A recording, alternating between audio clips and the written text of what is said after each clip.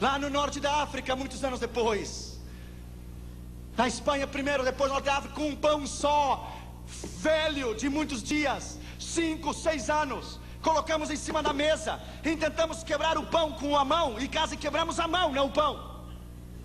Então eu tirei o sapato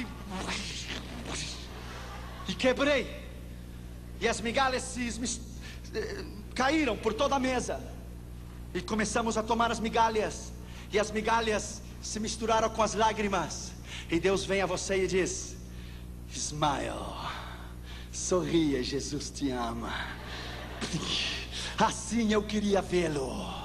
Aqui não há mamãe nem papá, não tem ninguém. Você está só. Bem-vindo à minha escola do discipulado pessoal. Eu vou tomar você como uma massa de pastel e vou prepará-lo. Você é barro e eu sou o alfareiro em suas mãos, e eu vou preparar você do jeito que eu quero. Oh, my friend, naquela prisão em 85 em Moscou, eles queriam os endereços, os contatos. Deixa eu lhe dizer, my friend, é um outro nível, é completamente diferente. Deixa eu lhe dizer, nós entramos, my friend, quando a KGB nos tomou na fronteira de Bratislava, Tchecoslováquia e União Soviética, e nos devolveram a Moscou. Você tem que ser suficientemente maduro, que se eu trouxesse um contrabando de Bíblias a essa igreja, para o pastor Círio, para o pastor Glaico, para o pastor Toninho, eu tenho que ser suficientemente maduro, para que se me tomam a mim, eu não entregar você nem a eles. Eu tenho que estar disposto a morrer pela causa. Deixa eu lhe dizer, my friend, lá naquela prisão, lá onde Deus vem em você e pergunta: você é suficientemente maduro para morrer por mim?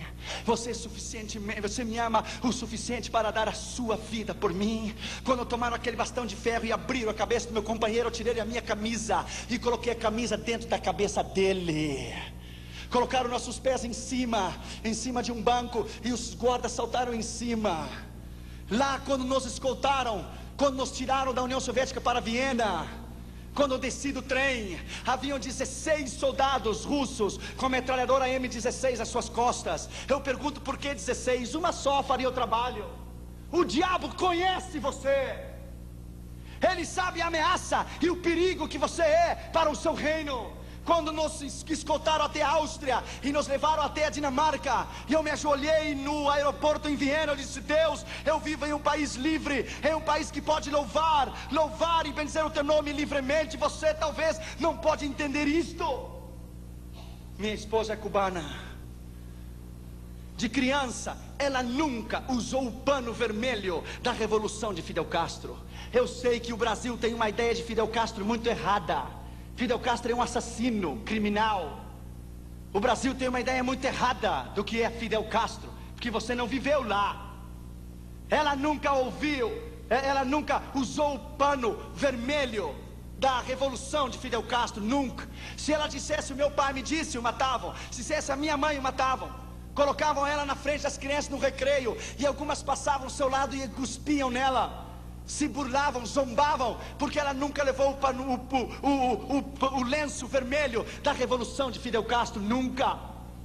A convicção sua de cristão e do seu chamado, você não deve vender nunca. Você não deve comprometer a sua convicção nunca. A sua convicção é o mais grande que você tem. Eles podem matar o seu corpo, mas não pode tocar a sua alma. Não podem tocar a sua alma. Quando você reconhece que tem um chamado, que você tem um propósito específico. Lembro-me aqui na Jocum, aquela ansiedade de pregar.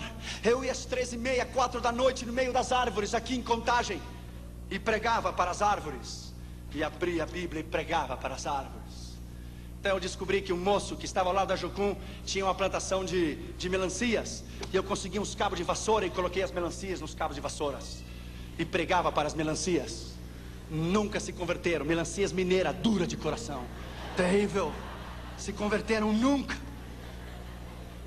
Eu colocava 2 aqui, 3 ali, 4 aqui, 5 aqui. Quando eu preguei na maior igreja do mundo, na igreja de Po Yang Shou, na Coreia do Sul, na convenção de todo o continente da Ásia, dos jovens das Assembleias de Deus. Sabe quantas pessoas haviam aquela manhã? 560 mil pessoas. 500 mil de pessoas. 55 mil diáconos distribuindo a Santa Ceia. 45 mil diaconisas recebendo as pessoas na entrada da igreja. Quando eu preguei aquela manhã e me sentei no banco, Deus vem a você com o Espírito Santo e diz: escute, Josué, das melancias eu trouxe você, das melancias, a maior igreja do mundo. Fui fiel ou não fui? Você cumpriu comigo, eu cumpro contigo. Eu fui fiel, você foi fiel, eu sou fiel. Deus não falha. Quando você dar a sua vida, quando você der a sua vida e o seu coração incondicionalmente 100%, e o seu coração, porque cristãos normais Deus não pode usar, são normais. Deus só usa ameaças, ousados, intrépidos, valentes, homens e mulheres que não se rendem por nada. Os covardes ficam em casa olhando televisão e comendo pipoca. Homens e mulheres de Deus, que o mundo não é digno de eles ter pisado este chão.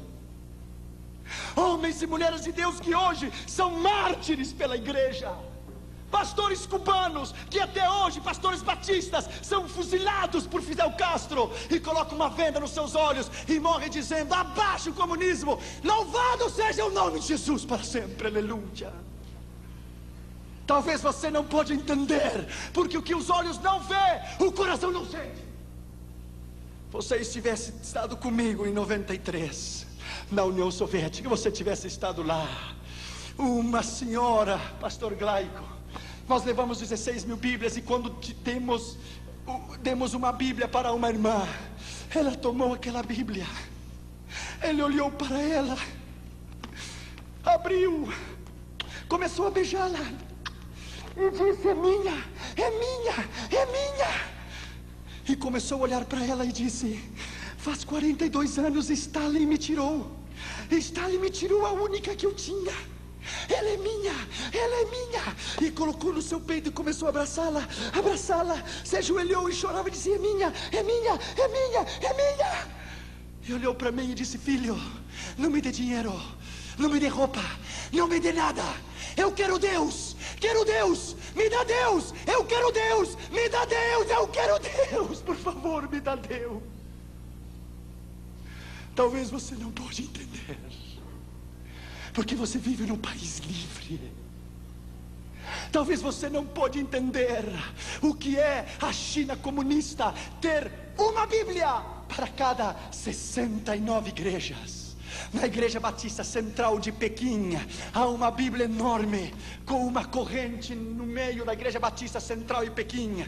Os irmãos colocam o seu nome no blackboard, no quadro negro, 2 anos antes, o nome, o dia e a hora que eles querem ler um salmo. E cada dia e cada noite é uma fila enorme, e lá uma Bíblia só, e os irmãos chineses estão um atrás do outro, chorando na expectativa de ter uma oportunidade para ler a Bíblia. Então um rapaz lê Salmo 125, 126, e ele está vendo que a vista pulou para o 126 e diz: moço, faz 2 anos que eu estou esperando para ler o 126, por favor, se você quer ter oportunidade, espere 3 anos e meio de novo e se coloque na linha. Agora é o meu tempo. Talvez você não pode entender, você não pode entender o que é Bangkok, Tailândia, um campo de refugiados. Eu era solteiro, não era casado, não tinha Catri Júnior. Crianças, 4.000 crianças no campo de refugiados.